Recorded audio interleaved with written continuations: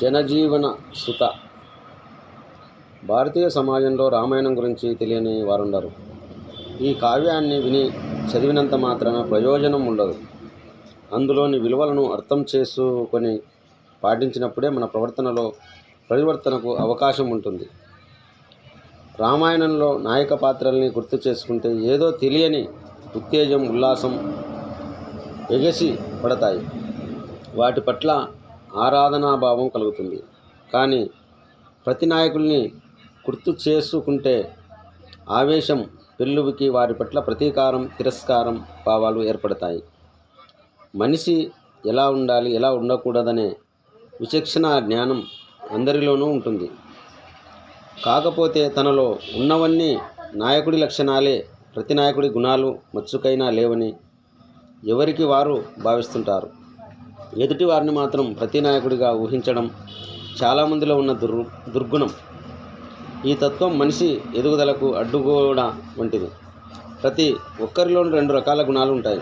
నాయకుడి గుణాలు బయటకు వస్తే ప్రశంసలు కురుస్తాయి. ప్రతి నాయకుడి లక్షణాలు విజృంభిస్తే అరాచకం, అశాంతి నెలకొంటాయి.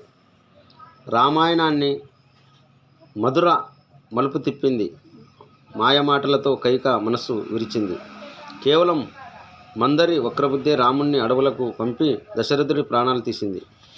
వ్యక్తిలోని దుర్గుణాలు బయటికి వచ్చాయంటే ఊహాకు అందని విషయవలయం ఏర్పడి అపార్థాలు సృష్టిస్తుంది.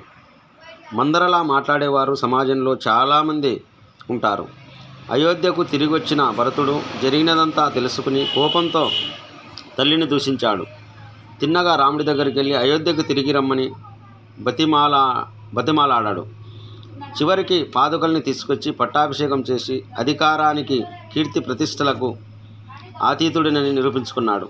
ఇవన్నీ చూసి భరతుణ్ణి కొనియాడుతున్నామే కానీ ఆయన ఆదర్శ భావాలను మనం ఎంతవరకు ఆచరించగలుగుతున్నాం?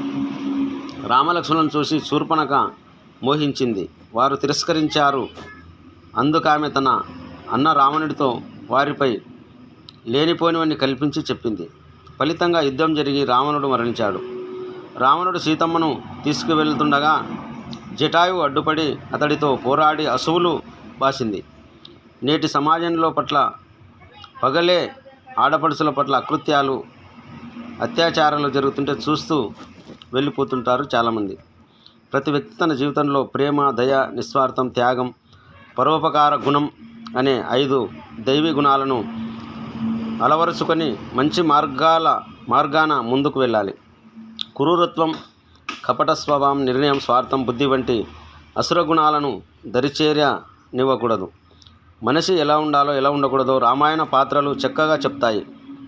ఈ కావ్యం బోధించిన జీవన విలువల్ని అర్థం చేసుకొని పాటించగలిగితే మానవ జన్మ ధన్యం. జన జీవన సుధ.